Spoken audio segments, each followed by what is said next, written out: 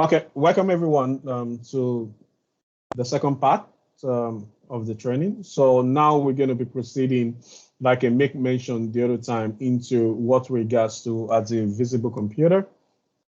And the whole essence is for us to be able to identify different parts, that exist either within or outside a computer. We want to understand what are the things that we in computer regards to as input devices. What do we understand as output devices? What do we understand as peripheral devices? Meaning that, devices that can either be connected from the outside or inside. We want to understand different connectors, either external connectors or connectors that exist inside the computer. We want to look at all these things and we want to look what exactly is a processor, what is a motherboard. We want to look at each one of them. Now, motherboard has a separate class. This is just going to be an overview for you to understand, what it does, what it's all about, and each of these components within the system. So let's go into it. Okay, now what you're seeing now is what we regards to as the primary PC connections. We have different things like the printer, the scanners, monitors, mouse, keyboard, game controllers, cameras, mic, speakers, headset, external drives. Now, we see this thing, it's normal. But one thing you need to be able to identify is these devices, which one is an input device, which one is an output device? Input devices are devices that allows you to be able to enter something into the computer, either by typing, by voice, okay? And, whatever you key into the computer, either through your keyboard or your mouse, it's going to come out in the output after being processed. That's why you see when people define what a computer is and say a computer is electronic or mechanical devices that allow input through an input device, process through a processor, and through the output, which through an output devices. So what are output devices? What are input devices? We know what a processor, we know what a processor is all about as we go on. So on a printer, if you look at printer, anything you work on your computer, you print it out. If it shows on your screen, that is an output, meaning that monitor is an output. Printer is an output device because anything you do on your computer, you can print it out, okay? Scanner is referred as input devices because if you scan a document, it will go into the computer and appear on your screen, meaning that you have a copy of something, maybe a paper, a picture, set of documents you scan. Those documents you scan into the computer, meaning that the scanner allows you to be able to feed information through it into the computer, so it can be regarded as what? As an input devices. I make mention of the other time of a monitor. Anything you type, as you're typing, is showing on your screen. If you're typing a combination of things through the keyboard, and whatever you're typing is coming on an output device as monitor, because if you cannot see it, you won't know what you're typing. And sometimes you think you type A and your keyboard might be having a problem and it's typing B. It is with the help of that output, which is the monitor, that allows you to be able to see what is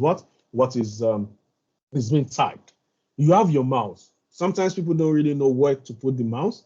A mouse is an input device because literally what is happening before the advent of mouse, where people are using keyboard to move, those movements, it's input. You're trying to say move right, move left. That's why you see in some computers, you'll see that it has the up arrow, the down arrow, the side, the left and right arrow. It's for moving, okay? For selecting stuff to move around, okay? But the mouse aspect, your mouse moves.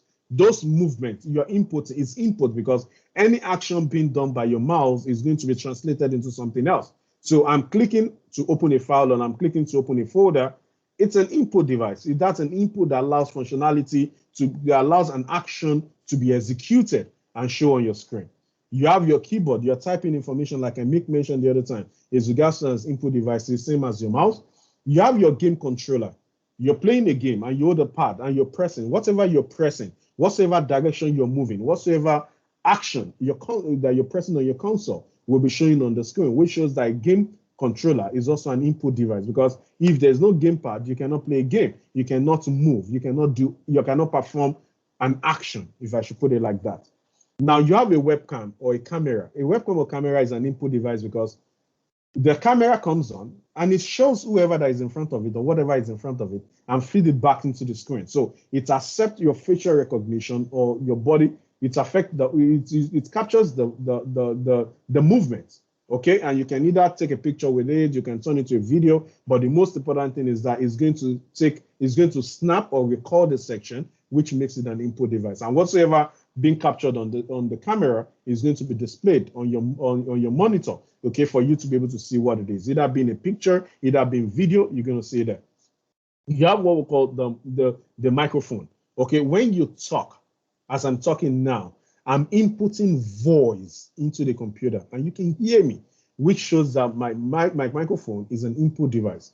You have your speakers. When you're listening to music, the music can either be on your computer or on the internet, but it is playing out a recorded voice, right? So that is an output device because whatsoever, either being on your computer or the internet, it is playing it out. It's giving it out. So from the name, you see, it's output whatever it is. Now, your headset can be partly referred to as an input device, and sometimes you can key it as input device and output device at the same time. Because if you plug your headset that has the mic and the speaker, whatever you're saying, you won't be able to hear it. But when someone else talks and it's not coming out from the computer and it's coming out from the headset, it means that the headset is serving as what? As an input device and also an output device with the help of the mic. But if it doesn't have, you see some headset doesn't have mic, it's just speaker. Okay, that one is an output device. But the one that has mic and the speaker is called an input and an output device being embedded into one particular device. Then you have your external drive. Okay, your external drive, you store information into it. Okay, you retrieve information, but it doesn't have a display. You're keying information into it. Okay, you're keying information into it. That makes it what? An input device because it's storing information that you're keying. You're just keying something into it. And when you need it, you open it, it showed up on the output. It showed up on your screen. Sometimes you don't open it. You have the document in your drive. You just right click and say print. Then it goes into an output device. So that makes it to be what? An input device. So that is what input device. I'm just trying to make you understand this category. Sometimes some people think it doesn't matter, but it matters sometimes where you can categorize. When you're talking to people, you talk professionally and being able to identify things as well. And this also helps in identifying a root cause of problems when you understand what kind of problem is it.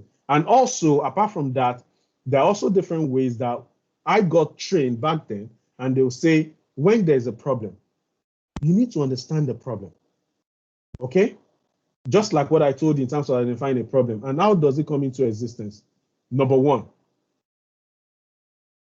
number one, you need to identify a problem, like I already said. And you say somebody called and say XYZ, you're able to identify the problem. Now, what I'm saying in that sense is that when I tell you that I'm using my computer, all of a sudden my mouse stopped working. For me to be able to identify that actual problem, I might want to think, is it the mouse that is having a problem? Or is it the software of the mouse installed on the computer that is having a problem? Okay? Is it that the hard disk the computer is frozen? Once you are able to identify hardware problem from software problem, it's easier for you to troubleshoot. It's just like medical doctor. I go see the doctor and say, I've been having headache since yesterday. I just said that is what is wrong with me, right? Then the doctor will start thinking, what are the things that can cause headache? Then we'll start asking you questions. Did you do anything stressful? Have you been thinking? Or have you not been sleeping? Why are they asking you questions? It's because they want to identify what is in relation to that problem. So you see, I'm better explaining now when I say identify a problem in the troubleshooting step. So look at it in that line. They will ask you questions. And when they're not too sure, because they might be thinking, okay, two things might be causing this problem. What would they do next? They will tell you to go and do some certain tests so that they can pinpoint on what particular problem, because they cannot just gamble with you and just give you medication and say, go and use it. What if it doesn't work? Same thing with computer. They said something is wrong. You cannot just say XYZ, because that XYZ that is not in relation to that problem can cause more problems because you don't even understand what you're doing. That is how you identify problems in computer. Is it hardware related? Is it software related? Oh, is it an input device that is having this problem? Is it an output device that is having this problem? Is it the machine that is processing this information, or processing this action that is a problem. That narrows your resolution.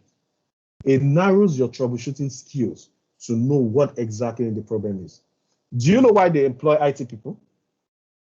Ability to be able to think fast on what is the solution to a problem. So within your brain, when somebody is talking to you, you will start thinking as they're talking to you. Let them talk. Just listen. Ask the right questions. As they're talking to you, based on your knowledge, you start saying, this might be the problem. Then from there, the hypotheses to be able to solve your problem will start coming. Those ideas will start coming. Okay? Those iterations, you start and say, okay, this is the iteration. I'm going to do this first. I'm going to do this first. If it doesn't solve the problem, this should be the likelihood of the resolution. Then you start applying. It's because you understand the basic troubleshooting skills, and you also know how to apply each one of them based on the category that they fall into. Okay? That's what that is all about. Let us not overwater it. We're still going to go into a lot of things. Okay? So now, looking at this now, this is a normal cable. Some of them you would have seen it before. Some of them you know what it does. Okay? Based on what you've seen in the past. The first one is called a VGA cable. Okay? You see there, you see how a VGA looks like. Okay? That's how a VGA looks like. And a VGA is what we get regards to as a video graphic array or video graphic adapter. Is a connector, okay? Is a standard connection used for monitor video output. So meaning that you have a desktop or you have a laptop and you have a screen. That screen can be a TV, can be a monitor. You need to connect your system or your desktop to your laptop or your desktop to the screen to have an output, right? Or you have a laptop and the monitor is having a problem, the screen is having a problem, and you need to plug it to an external to be able to view what is there. What kind of cable do you use? One of the cable you use is a VGA cable. Depending on the mount, depending on the connector that your laptop has or the connector that your desktop has, will determine on the kind of cable that you're going to use. So sometimes you see some systems, the new systems now don't come with a VGA connector. They come with what we call as HDMI. So you can use the HDMI cable to plug into it, okay? And HDMI, the good part about HDMI as against the VGA is that HDMI carries both voice and video, meaning that if you plug your system to the monitor, if you're playing anything, or to the TV, the voice will be coming out from the TV because it allows the transmission of both. It transmits uncompressed videos and compressed or uncompressed audios as well, okay, and send it out to to send it out to the device which you want to be able to monitor, to watch from, either being a computer monitor, either being a projector, okay, or being a digital TV or a digital devices. You can be able to plug these things and you're going to use it. So that's the advantage a VGA cable has over a HDMI cable has over a VGA cable. Okay, you have what we call a display point. Some computers, you see it comes with a display point and it also comes with a VGA. So you see it does the same thing, as that of the VGA. Then you have what we call a digital virtual interference, okay, which is called DVI. Okay, DVI is also, like I said, it's referred to as a digital virtual interface. Okay, it's a video display interface developed by a digital display working group. Okay, and these devices is used also, like I said, to connect to a video source. You connect it to a device and you plug it to either your monitor or you plug it to your TV or you plug to your projector. Okay, to display informations. Okay, that is just what that is all about. So those are the kind of video cables. So by the time you get the slide, you see on top of the external connectors, you have many external connectors, and I've tried as much as possible to break each one of them down based on their category. So you have what we call the video cables. So which is what we just talked about now.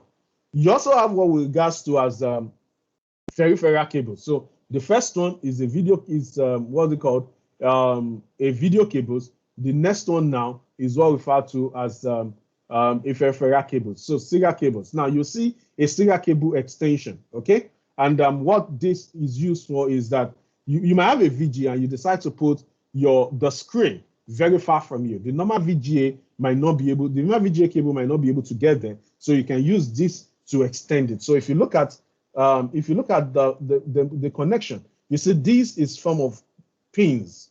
If you want to extend it, you take one of the pins and you plug it to the hose. They call it a male and a female. So this is a male connector. this is a female connector. So for you to be able to expand, you plug one of the male connector to the female connector, right? And you plug this to either your monitor, your TV, and you plug the other one to your computer, and you'll be able to have what? A view.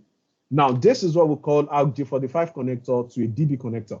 This is usually used within what we call a Cisco console management router. It allows you to be able to connect to your Cisco switches, and you can be able to do your configuration. So the RJ45 connector, we go into the Cisco switch, and the other mouth, which is a female connector, which is called, we call it a DB9.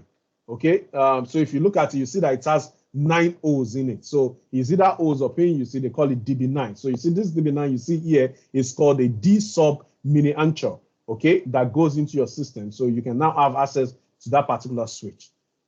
As we continue in the program, you're going to understand when that connection comes into existence. I just want you to have an understanding of what this cable is all about. And here people talked about RJ45 to a DB connector. So this mount that you see here, that I'm putting my mouse on, that's this white, is what we call RJ45 connector that allows 8 pairs of wires, and which is regards to as 4 pairs. So 4 pairs, for one pair is 2 wires, which is a solid and a stripe. And so when you have 4 solid, 4 stripes. So something like orange and white, blue and white, you know, green and white, brown and white. So that's the 4 pairs. And, you know, you could get that.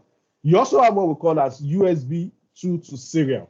Okay. For some of us that when telecommunication first came out, you know, for those people that have the Nigerian background, I don't know how it is in the developed world as of back then, is that when you have what we call as monitor, you have what we call multi-links, yes, multi-links stack on back then that has a box.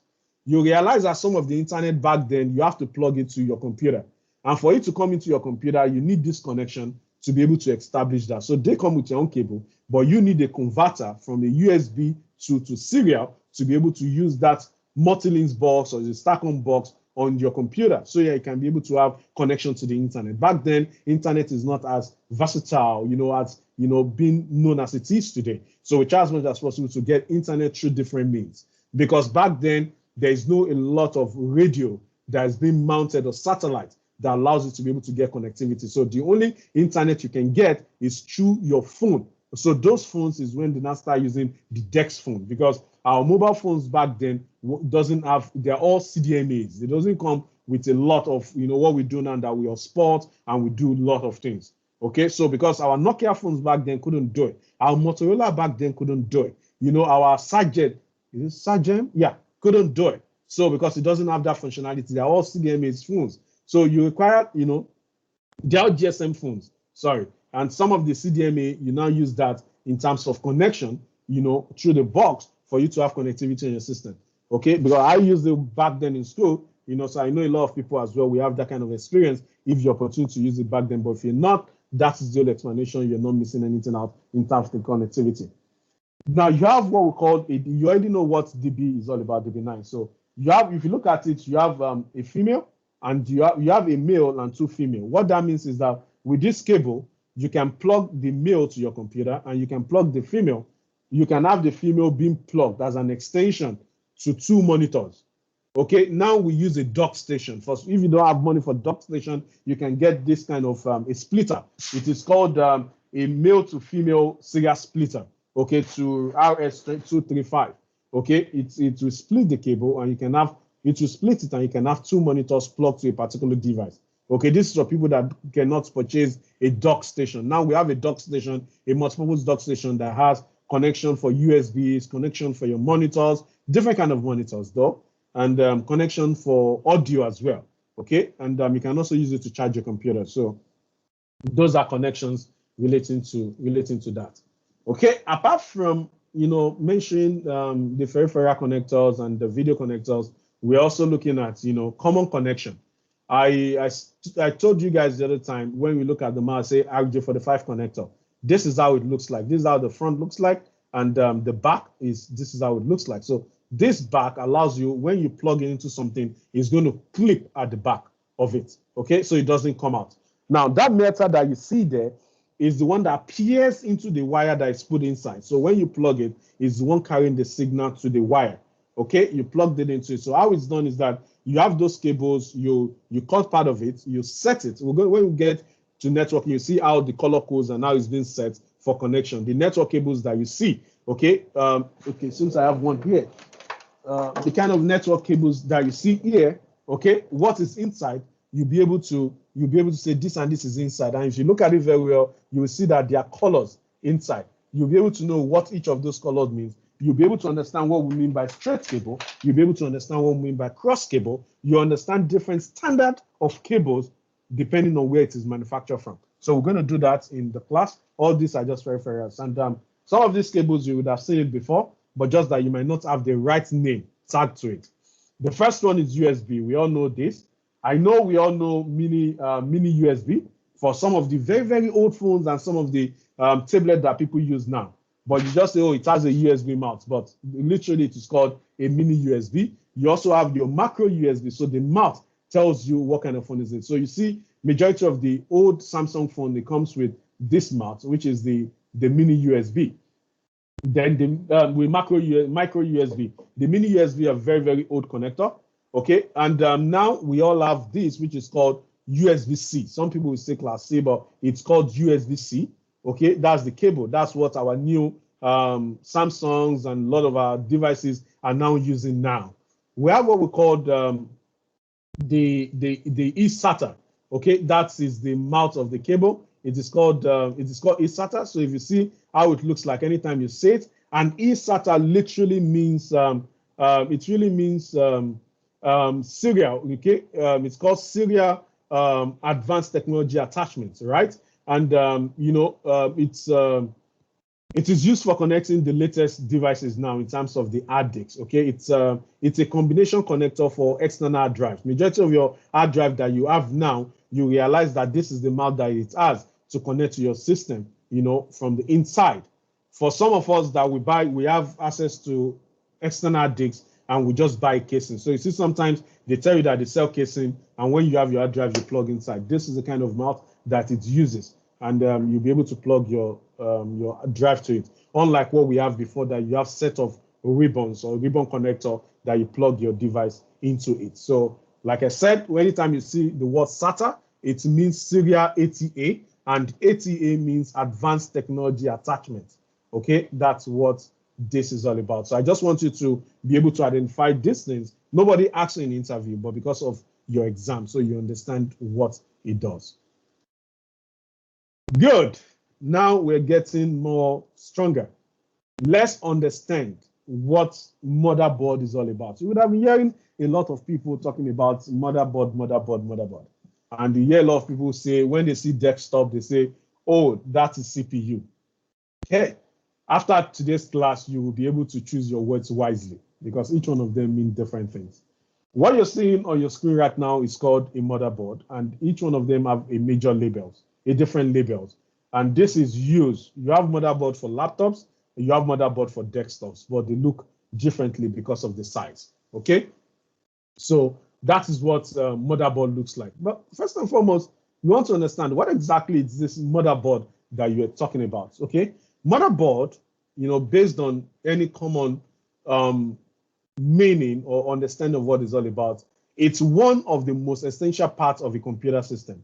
It holds together many of the crucial components of a computer, including the CPU, the memory, and connectors for input and output devices. Now, you see, if motherboard does not exist, computer does not exist, okay? Motherboard is like the heart of human being. When your heart is not functioning or there's no heart, the person doesn't exist. The person is dead, okay? When you talk about processor, which we're going to dive into, I just want to use an example. Processor that people refer desktop to is not. Processor is different. Processor is the brain of the computer that performs the arithmetic functionality processing within a computer system, but we're going to go into it. First and foremost, I want us to understand what motherboard is all about, okay? Like I said, don't be mindful of the size. By the time we go into motherboard as a topic, we're going to break it down. You see how it looks like on the laptop, how it looks like on the desktop, but this is a typical, motherboard, okay? And like I said, it's a main printed circuit board in a computer system, okay? And it has different names, okay? Other names for these central unit devices is called a system board. Some people will say motherboard, some people will say system board, okay? Some people will say it is printed wire board. And the reason is because of all these printed things on it. Those printed are set of wire connectors, just that you can't see the wires. Each of those components are soldered together through a printed wires that's on the board. For some of you that did electronics in school, you will understand what I'm saying when you have to buy your panel and you have to put your capacitor, your transistors down to each other, and you have to solder it by a set of wires behind so that there can be a connection between your transistors and your capacitors and, you know, different kind of devices that you might want to bring together for communication to come into existence. Okay, now, like I said, we're going to be looking at different kind of different types of motherboard in as the train goes by, the functionality, the speed, the size. Now, apart from that, or apart from going into detail, before we go into what a south bridge is, what a north bridge is, what the expansion slot is all about, we want to know inside of every computer, okay, whether it is a desktop or a laptop, there is a main system board, okay, we call the motherboard, which is what you're seeing on your screen. Now, the motherboard can have a number of different form factor, okay? You will find some very large motherboards. You will find some that are small. So sometimes some are big, some are small. So they're different sizes, like I said, they're different functionality, the same functionality, but different sizes and numbers of components that exist in terms of slots that allows you to be able to plug different kind of devices on it. But there are very distinguished characteristics that can help you to determine the size of your motherboard that will work for you. What am I saying? In today's world, we don't couple computers anymore. We just go to the market, we buy a desktop and say, hey, it's come with XYZ size. We buy a laptop and say it's only XYZ size. Back then, when I started computer, and people still do it now, when you want to configure a suitable computer for yourself, you go to the market, you buy your motherboard. Now, don't buy a casing before you buy your motherboard. And what is a casing? A casing is where, you know, when you buy a system unit, for those people that have seen, for you guys that have seen desktop before, you will see that everything is inside, is covered together. That box you are carrying is what we call casing. The casing comes with a power supply that is used to power up that casing, to power up the motherboard and every other thing that you plug. Because when you put power on the motherboard, every devices that you plug on the motherboard also get power, and all of them function.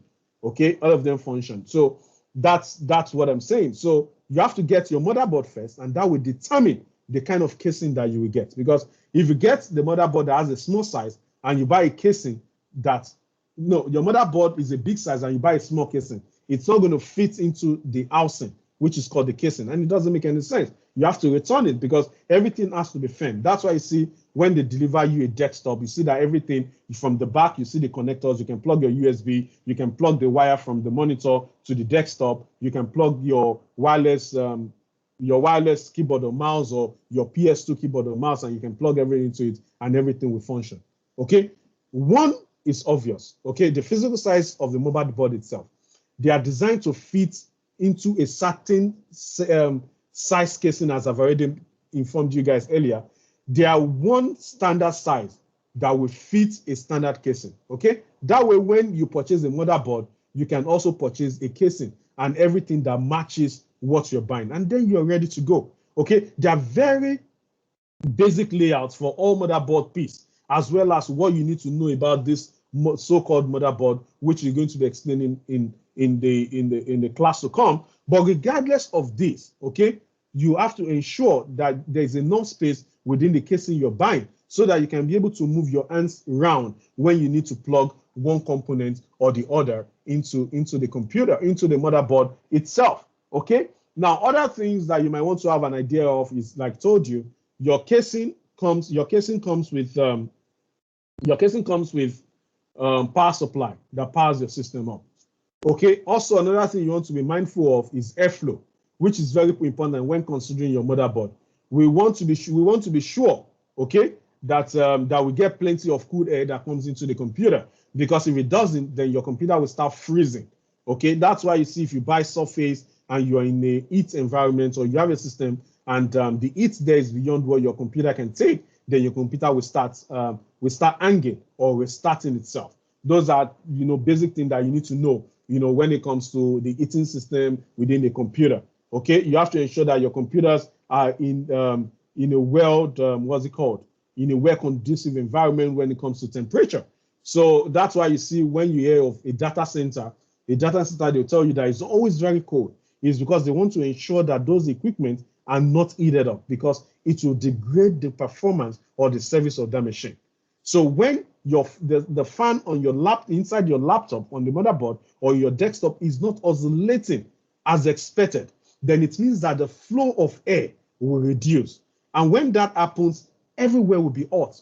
Look at example, when we have fan, if we have fan in our house, I know some of us might not be used to it anymore, but if you're still using it, you realize that when you on your fan for a very long time, now at first it will work fine, there will be circulation of air, everybody feels okay. But after some time, when that fan works to one extent, it will be generating heat by itself. Then you say, oh, the fan is on, but everywhere is stuffy, everywhere is hot. Please, can you open the window so that fresh air can come into existence? Because same air has been circulating. There's no airflow. It can't go out. It's supposed to be mixed. Fresh air comes in, goes out, and everything moves. So the fan is just moving around to ensure that this air is circulating as expected within that confined space. So you want to ensure that you have a right space within your casing to ensure that the right flow can go, just like your body system, just like the air we breathe in. When you are short of air, what happens? You start feeling dizzy, you collapse because there's no flow of air, within your body, going on around your body. So it's not necessarily that you have the right blood. It's not necessarily that you're muscular. But when there's a problem with your breathing, then you have a problem.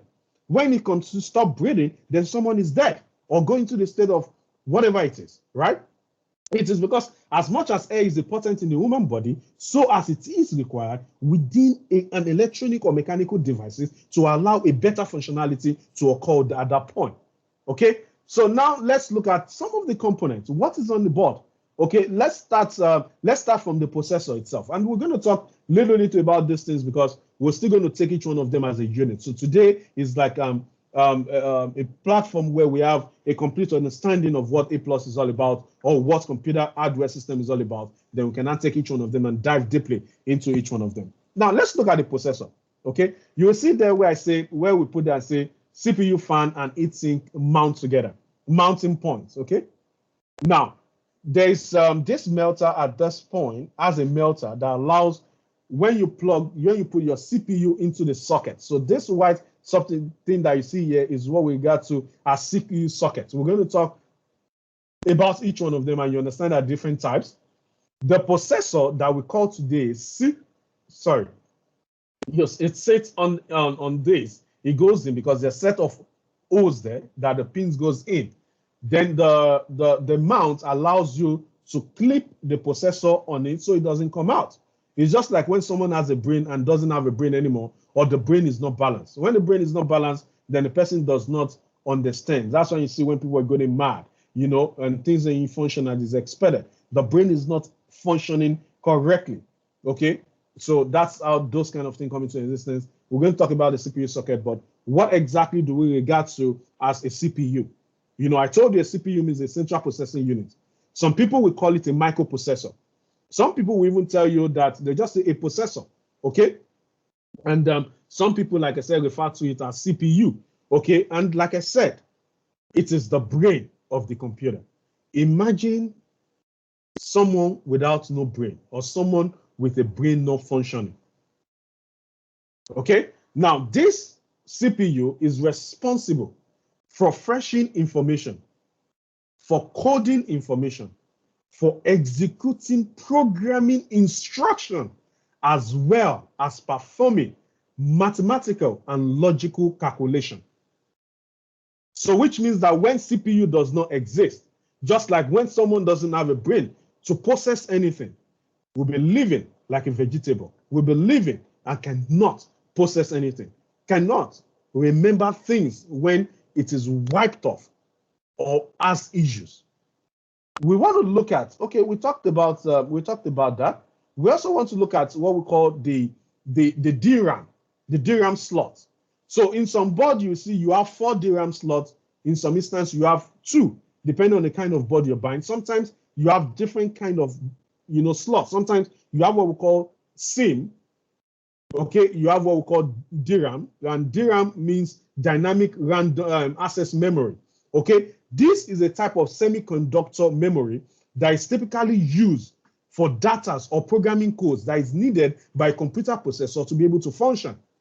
Okay, a DRAM is a common type of random access memory, which is called RAM, that is used in physical computer. You can use in workstations and in servers.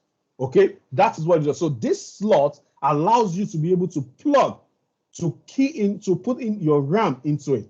So by default, your motherboard does not come with a RAM, but it comes with a slot where you can put the RAM. And this slot that you can see here is what we call the DRAM slot. So you have the DRAM slot, you have the SIM slot, depending on the kind of memory slot that comes with that computer. So the kind of slot you have on your computer determines on the kind of memory you buy. That's why you see if you have a laptop, you say, oh, the memory on my laptop is not as fast, it's not working to its max, it's not working, it's not high. Because of that, my computer is getting slow and I need to increase my RAM. You cannot just go to the market and say, I need a RAM. They'll be asking you questions. What kind of RAM do you want to buy? So you need to know if it's dual inline memory module. You want to know if it's single inline. You want to understand in detail what kind of RAM it is. So when you want to buy it, you know the kind of RAM that you buy, that you work on your computer. Not all RAM will work on either your laptop or on your desktop. You need to know the kind of RAM that it's supported by your device. And by the time we get to RAM memory, we will talk more about this and you have a better appreciation of the word RAM or the word memory. Because when we're talking about memory, we'll be talking about the RAM, we talk about the ROM. So we look at the differences, we look at which one is volatile, which one is not volatile. You understand? And why do we say that? We go in depth into all these things. You will see here we have what we call the IDE connectors, okay, which is this. Now, before now, the old computers, and they still come with it, they use what we call a ribbon. You plug into it and you plug into your hard disk. Now, the IDE interface itself is based on, IBM PC industry standard architecture, which is called the ISA. Now, it comes with what we call a 16-bit bus standard, but it can also be used in a computer that uses other bus standards. So the IDEs, you can either use it to connect your hard disks, the old hard disks, that it's not, because the one now, you now use the SATA connector. But the old ones use the form of, a ribbon, which is what you see here. So you just plug into the connector and you plug into either your floppy disk or inside your hard disk or your CD-ROM. Okay, but it still come with it because they know that some people still use it. They still use this kind of connections, right?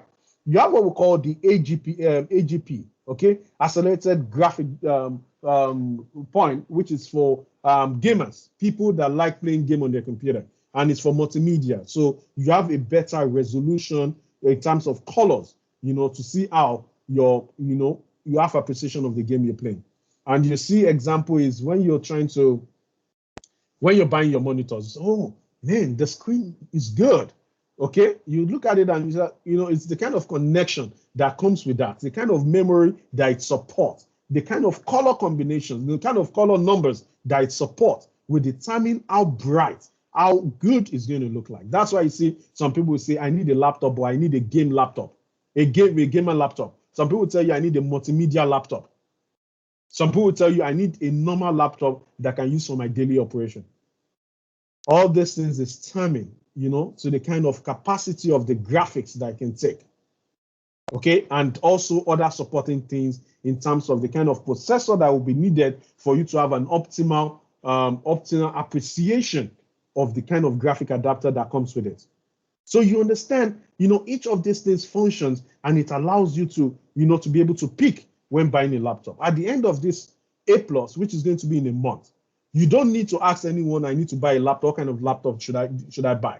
You'll be able to determine within yourself, be saying, okay, I want to buy a laptop, it must have X amount of processor.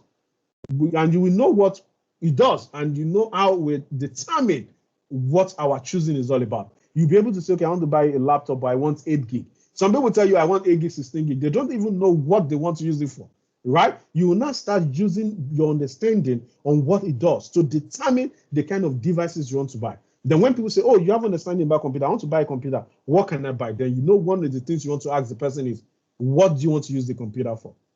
Then from there, you start understanding in terms of the space when it comes to the hard drive, in terms of the memory, what you want to look at, in terms of the processor, how many core processor do you want? Is it 2? Is it 4? Okay, and you know, I will be talking about hyper threading when you know about how many logical processor you can get out of the normal processor and what it does in terms of the functions. We'll get into that. I don't want to bore you too much with high technical things, but just for you to have understanding.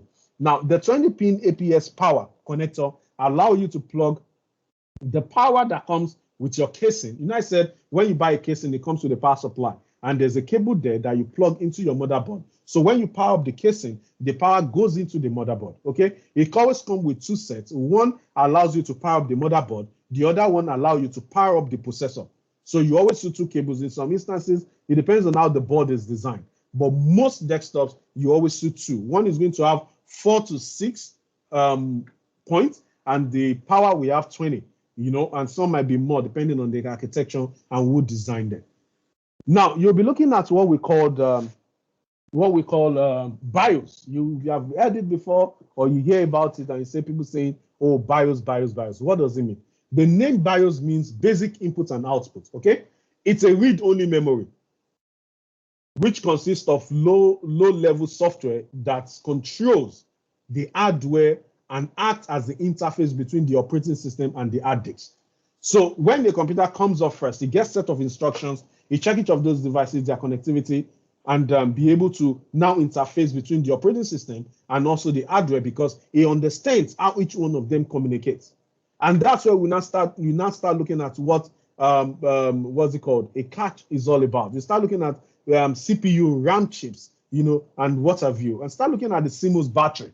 Okay, the CMOS battery also allows to save settings, and that's why you see some people, they have computer and the timing on their machine will not be correct. When they change it and they restart the computer again, it's not going to be correct. It's because the CMOS battery is having a problem. It's not withholding the current setting.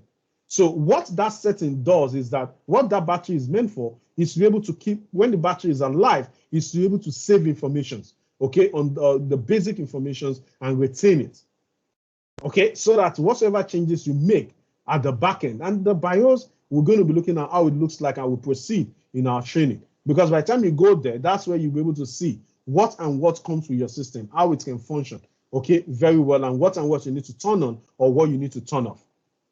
You understand? So we'll be looking into, like I said, we'll be looking into all that, okay? Now we want to look at what with regards to our chips, okay?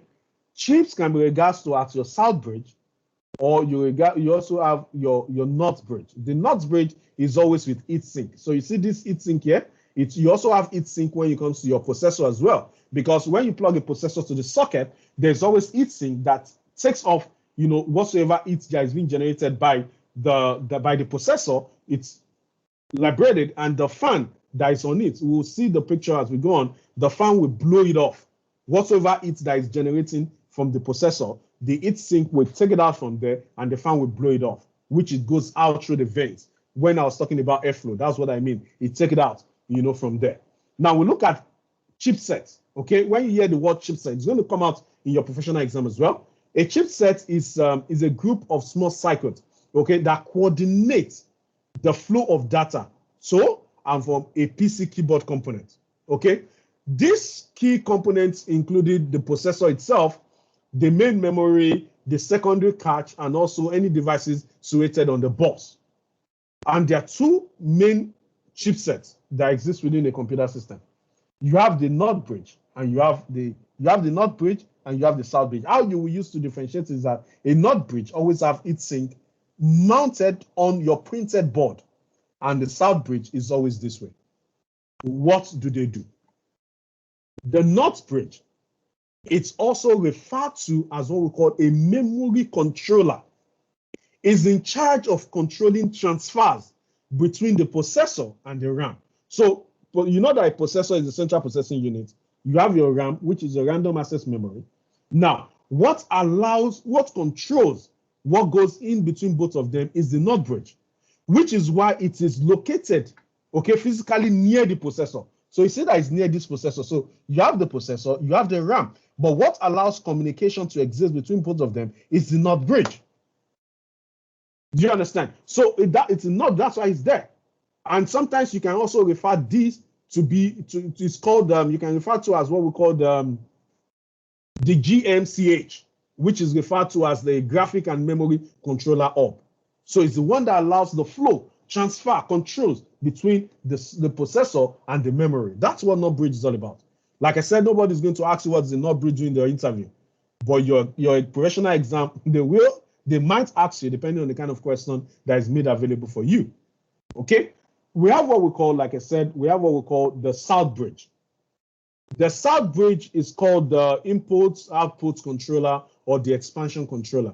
Okay, this handles communication between a slower physical devices.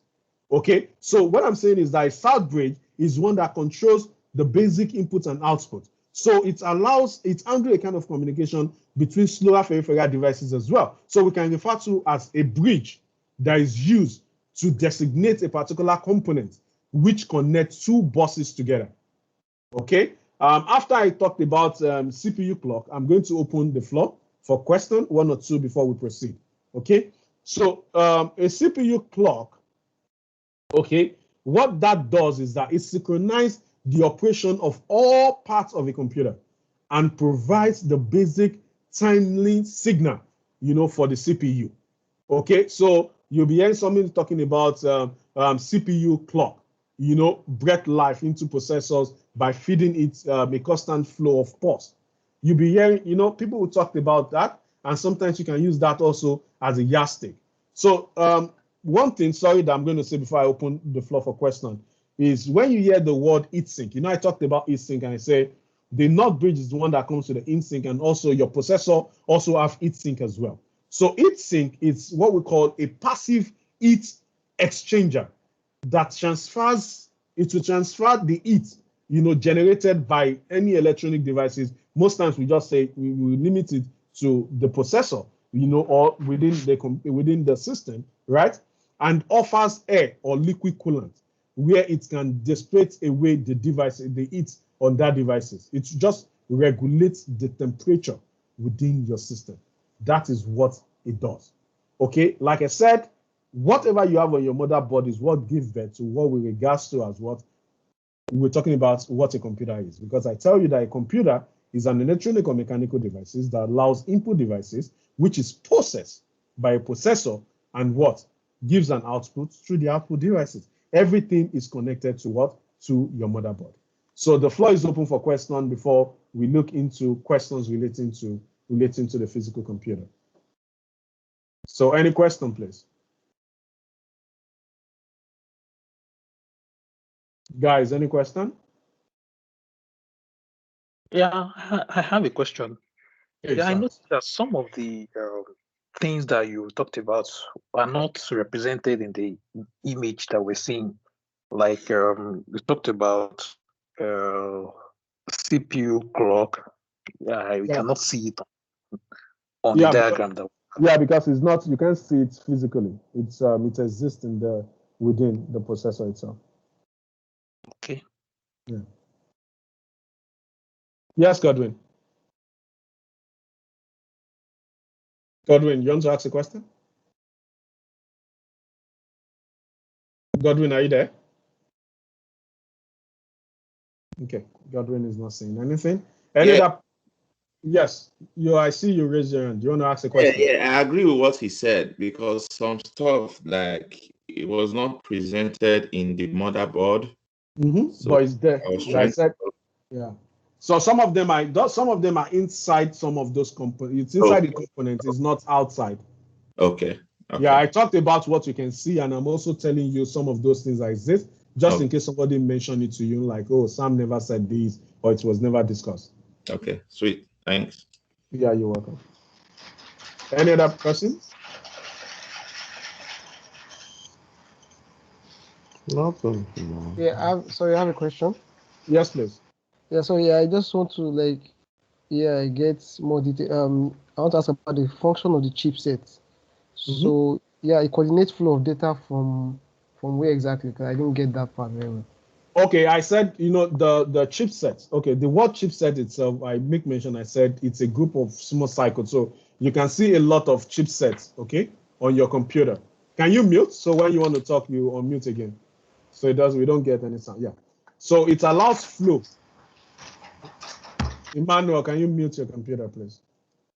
It allows flow of data, from and to. That's from one PC key component. That's from one component to the other. It allows communication to exist. Just like when you say, the way the heart is, and it has to pump blood to different parts of the body, like the ones that goes to the hand, the one that goes to the blood, that goes to the brain, the one that goes, that flows to the leg, everything. So it's just something like that. So the chipset that coordinate flow of data from one component to the other. So when we're talking about maybe we're talking about coordination between the memory and the processor. Okay, you're talking about when you plug in a mouse and you're using your mouse, what is allowing the motherboard to know or the computer to know that you're moving your mouse is because the action being performed by that device is being processed by your processor. How does it get to the processor? How does the processor know about it? It's because something is feeding the processor, right? The information that this is what is happening. I'm moving my mouse. It is moving on the computer. I'm loading an application. It will come up on the screen and it will load some of them on the RAM, so I can easily have access to it. What is acting as that function? We're looking at the chipset that is controlling the flow of these data between these key components for them to be able to communicate with one another. And that's why I say it allows flow within the processor itself. It allows flow between the processor and the RAM. It allows processor also with the cache and also any other devices situated on the board. That's why I now talked about the North bridge and the South bridge. Even though both of them are chipsets, but they do different things. The North bridge is one that controls transfer or flow of data between the processor and the RAM. And what the South bridge does is that it's the one that coordinates or controls what goes in and what goes out from the computer, because it controls the input and the output, okay, by handling the communication that exists so that high devices, slow devices can communicate effectively with one another. Do you understand now? Yes, I do. Thanks. Yeah. Any other question before we go into question and cover the remaining slides before we call it a day? Excuse me, Samuel. Yes.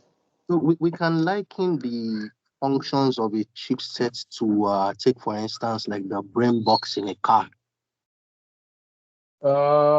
Yes, because a brain box allows communication to exist. When you switch off something, it controls the lighting from the car. It also regulates some functions like where you plug the cigarette point and also the light that comes up on your dashboard and all. So it's just like they're all chipsets.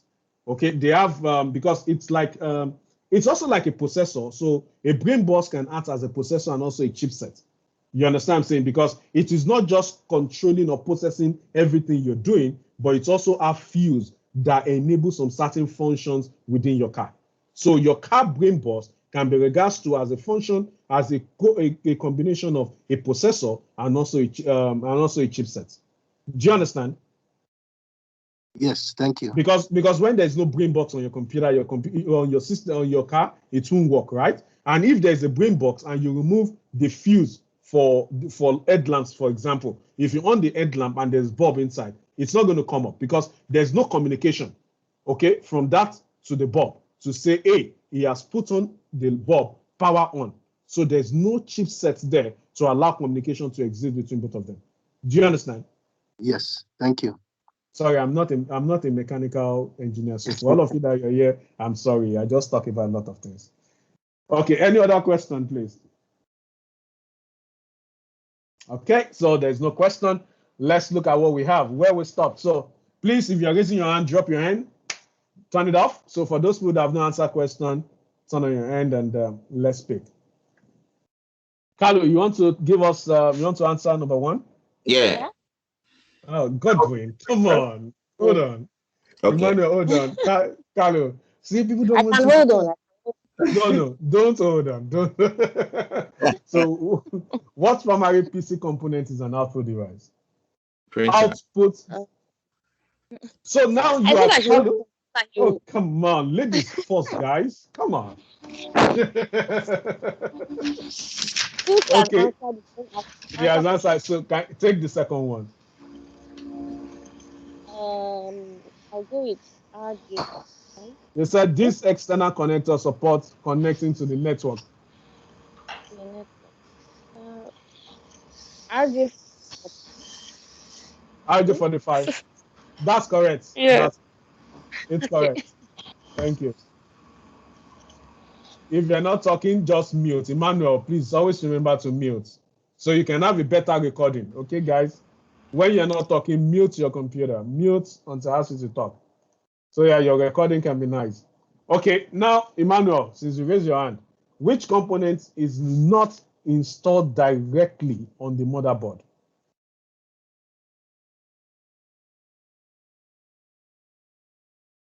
Emmanuel. That's the RAM stick. Sorry? RAM stick. Is not installed directly on the motherboard.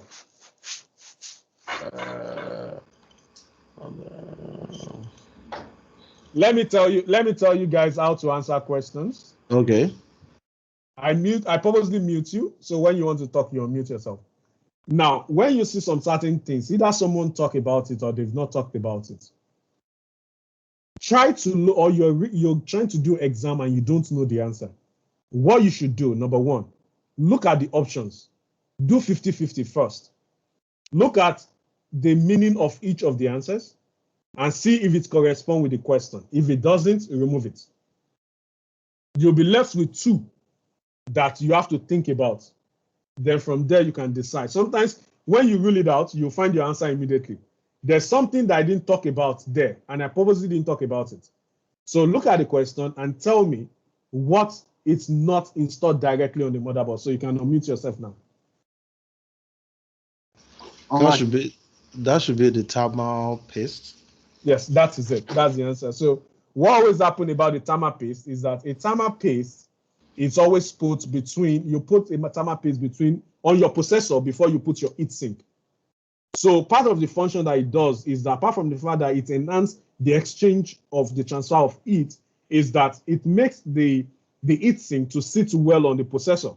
So if you move, assuming the mount is not firm, right, assuming the fan or the thing is not firm on it, the clip to hold the fan is not firm, the primer paste will still hold that the heatsink on the processor, and to still be doing its function until you have to put it well. So it will allow that connection to really exist between them, to hold it tight and also enhance that to occur in it. Okay. So the next question, who wants to take it? I see many hands up. Emmanuel, you answered one. Mute yourself. Can I take this one? Yeah, yes, Femi, please. Yeah, the answer is D. Is what? D, Android phone. Okay, you miss it? Really? Because Android phone is also a computer, but it's a mobile phone. It's performed the same function your computer can do. Remember that on your computer, you can type, you can install Microsoft Word from the Android store. You can connect to the printer and you can do anything. What is a computer? A computer does not necessarily mean a laptop or a desktop, right? A CPU is not a computer. I told you that CPU is a component in a computer, right? And what it does is that it allows what? Arithmetic and processing of information within your computer system. Do you understand? Equally, you can say your tablet and your Android phone, they are the same thing. For me, I have let me show you guys. Say I have a Samsung phone, okay, which is Galaxy Note, right? It looks like a tablet. I can do anything with it. The same thing you do on your computer, I do on it, because I have a full screen. The same thing you do on your tablet, I do on it, but it's mobile phone. It's connected to the cloud. It can do anything you do on your computer, on your laptop that you refer to as computer. So because with time, desktop or laptop, and we say, oh, that's a computer, this is a mobile phone, it is used to identify each one of them. But if you look at it in terms of functionality, they're all the same thing. You understand what I'm saying? But the way the components or the devices is what makes it different. So a tablet is not different from an Android phone. A tablet is just like a bigger version of an Android phone because it also have either an Android operating system or an iOS. That's a Mac operating operating system installed on it. Do you understand? Femi, do you understand? Yeah, yes. Okay. Yeah. So that's it. So okay, so if you know you have not answered any question, you're going to answer at the end of where we talk about CPU. So we talked about CPU processor the other time. I told you, I say, as we continue to move on, I'll be bringing it out again as a topic. Then you will now be able to have a better appreciation, on what we're talking about. Now, when we say, like I mentioned the other time, a CPU, and I told you, and as you see, if it continues to go, I'll be using different explanation so you can have an understanding of what I'm talking about. A CPU, like I said the other time, is the brain of the computer. It's the one that performs all data processing operation. Okay? It stores data, immediate results, and instruction. And you'll be looking at, does it have a memory? Right? There's what we call a cache that exists inside the processor. And it is one that it has a special storage. It's temporary. Okay? That makes a device browser application to run faster. And I will explain what that means to you guys. So I'm just trying to break it down for you. So when it gets it fetches information that you're trying to say, do this for me, it's going to process that information, okay, and gives an output. It controls the operation of all parts of the computer, just as your brain. When they throw something at you, by reflex, you grab it. It means that your brain is calculating very fast. As such, you're able to know the speed of an object that is coming closer to you. It controls it, which is the same thing like your processor, right? It controls the operation of every part of the computer. This CPU is the brain, like I said, which most calculation takes place. And you'll be hearing about people saying, oh, I need a laptop, I want a faster processor. What do you regard to as that? You're talking about the speed of the processor. And what that literally means is that it is the maximum the CPU can go, the maximum speed that a CPU can go, which is the same thing, which is what they refer to as a CPU speed. You'll be seeing something like maybe 1.99 gigahertz, depending on what the speed is all about of your processor. When we go into Windows 10, I'll be showing you how it looks like, or when we look at the BIOS setting, I'll be showing you how it looks like, so you can be able to say, hey, oh, this is what they're talking about in terms of speed. So any speed that is tagged to your processor is the maximum speed that processor can go. Okay, processors comes in makes and model. There are two main companies that manufacture processor. You'll be looking at Intel and you're looking at AMD. Okay, AMD is the same thing as well with regards to as advanced micro device, okay, or microarchitecture. Now, even though you have Intel, you have AMD. If you don't know computer, you won't even know the difference. But sometimes if you look at your laptop, you will see that they write Intel. They will now put something like maybe called i5 or called i3 or called i7 and talk about generation. Whatever they put there is the kind of architecture you're using in terms of your CPU. Sometimes rather than Intel, you see that there's a sticker that says AMD. But there are two different companies, but something is common between them. That is why you see Microsoft will release operating system, same thing as Linux will release operating system, and they will not say it is for Intel or it is for AMD. You can install any kind of computer and it will work. The reason is because they use the same code book. They have the same what we call micro architecture. They're done by the same different companies, but they follow the same code book so that any operating system or any application meant for Intel can work for AMD, and anyone meant for AMD can also work on both. So there's no software or operating system that says it only works for this type of processor. So it can be any processor, but any operating system you're installing will work. And the only reason is because what? They have the same code book. They have the same microarchitecture. Okay? So now, when we look at CPU, we will be talking about cores. Some people will tell you, oh, I need the dual core, I want a quadro. They don't even know why they want it. Okay, it's just different. It has a role it plays on the number of core processors or the number of processors you have on your computer.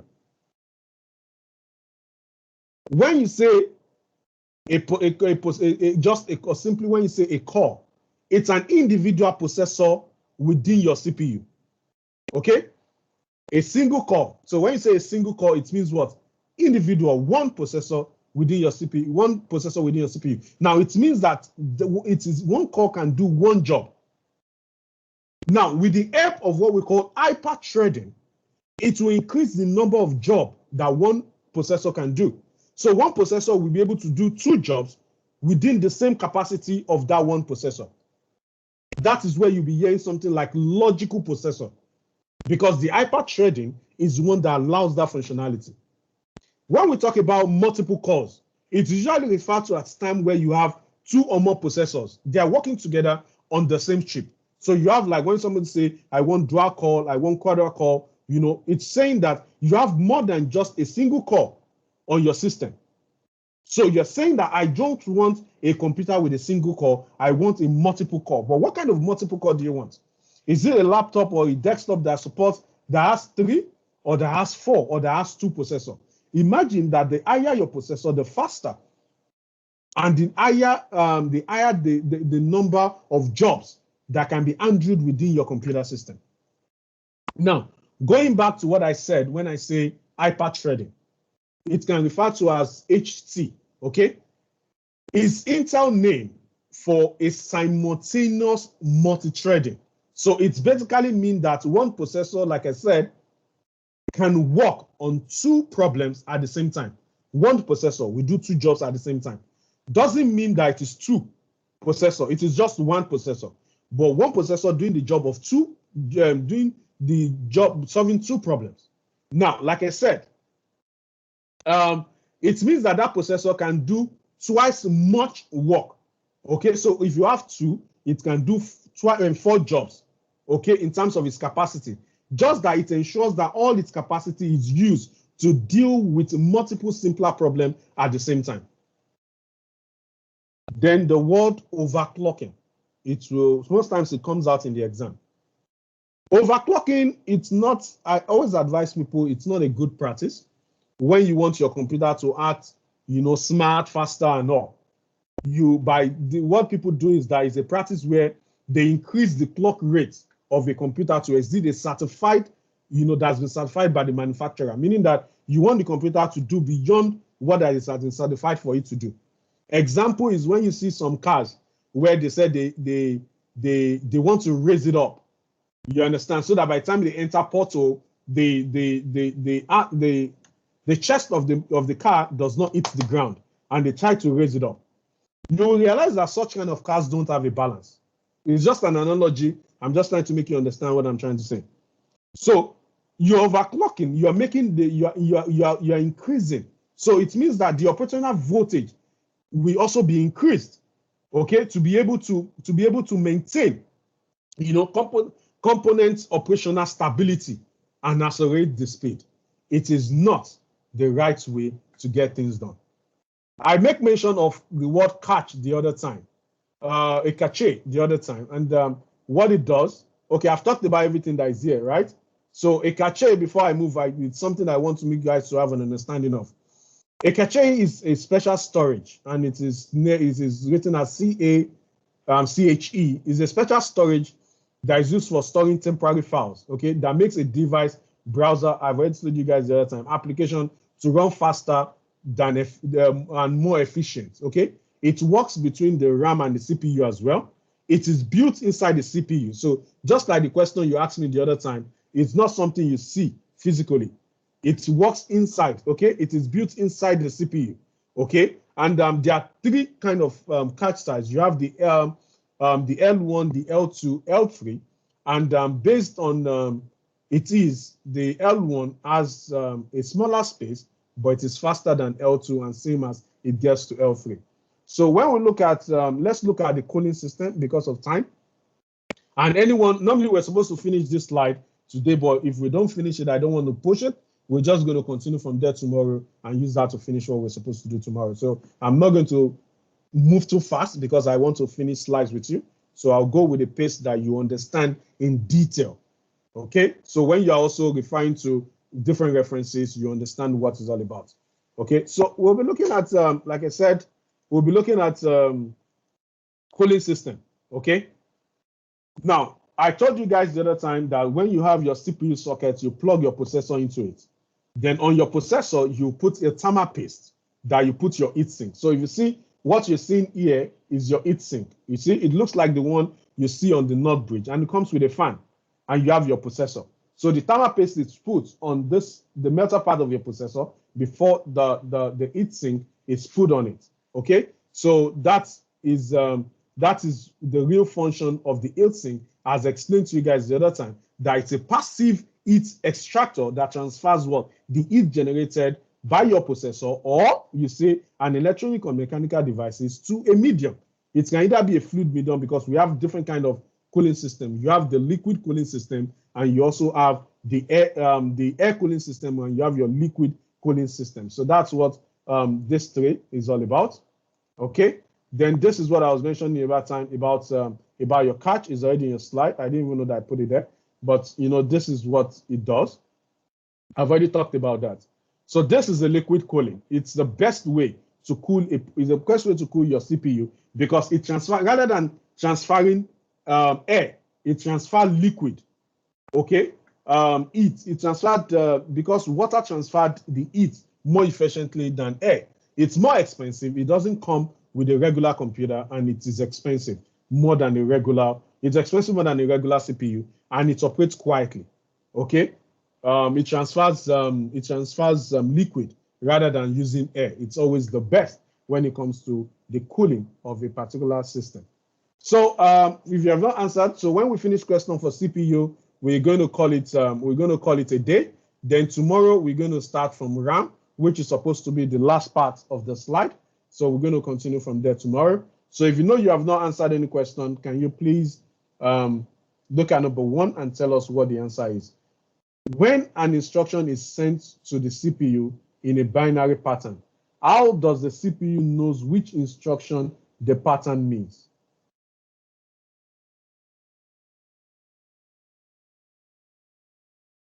Who is going to take that?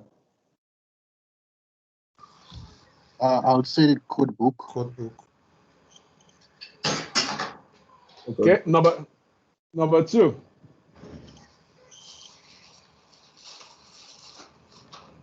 Microarchitecture. Who is answering? Okay, that's Emmanuel. Oh yeah, that's in there. I wasn't looking at the name. Okay. Which type of memory inside a CPU is the slowest?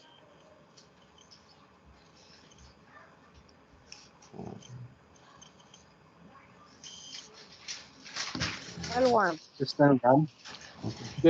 Sorry? L3. Mujib, you're correct. Every other person, you're wrong. I told you, I said L1 it has a small size, but it's the fastest.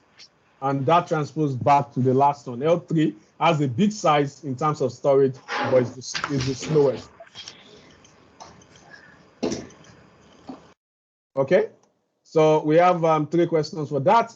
So we're going to stop here because of time. So tomorrow we're going to complete RAM, and we're going to now move into tomorrow's topic itself. So the RAM is what is left in today's slide.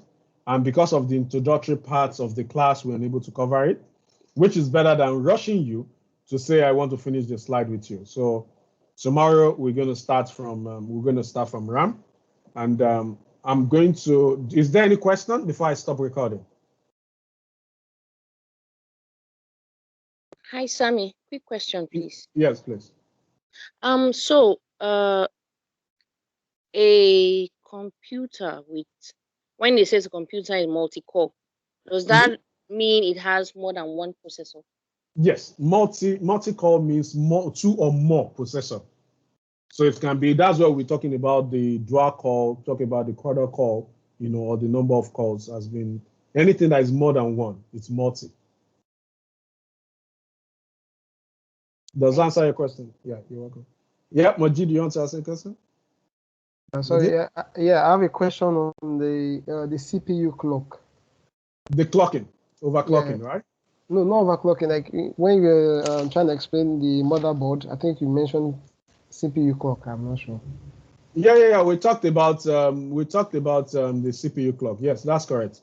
Yeah, I said the CPU clock synchronize the operation of all parts of the PC. That's the personal computer, and provide a basic timely signal for your CPU.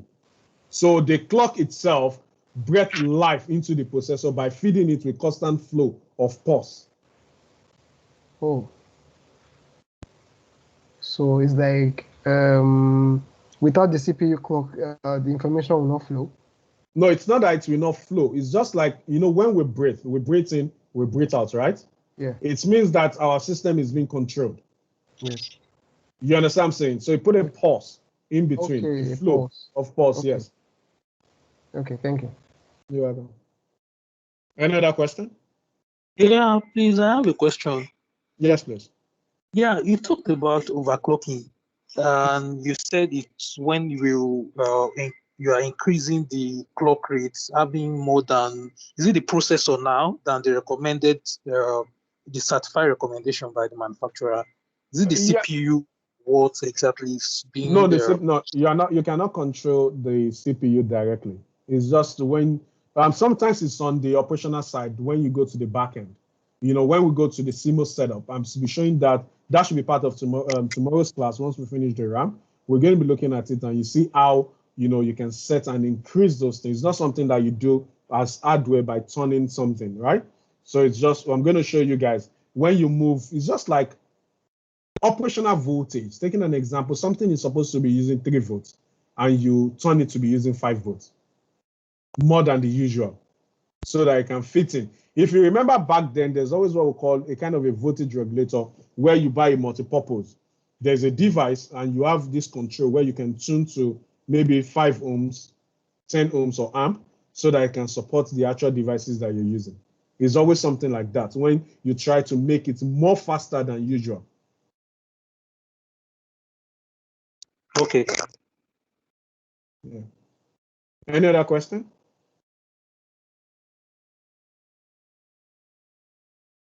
Here, please.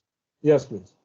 So I'm not sure, but the last time I had issues with my laptop, I remember that the technician then said it would be better off that SATA. You mentioned SATA earlier on. I remember. I say SATA is better than the regular HDD that we know. I don't know if that makes any sense. No, it doesn't make any sense. Is because SATA is just a connector. What he would have said is that you should get what we call SSD, solid state drive, which is more faster, expensive, and better than HDD. Oh, okay. Okay. Yes. Okay. Thank you. Yeah, you're welcome. Any other question? Okay. In the absence of none, we're going to continue from where we stopped tomorrow. Emmanuel, do you have a question? Yeah, my question is, when a computer is like Core i7, does it mean it's multi-core, or do you get? That's my question. Okay, call i7. When they tell you that it is called i7, they still tell you, it's already telling you that call i7. How many cores is it? 7. 7. Right? That's Okay. faster. That's multi. Anything more than 1 is referred to as multi-core.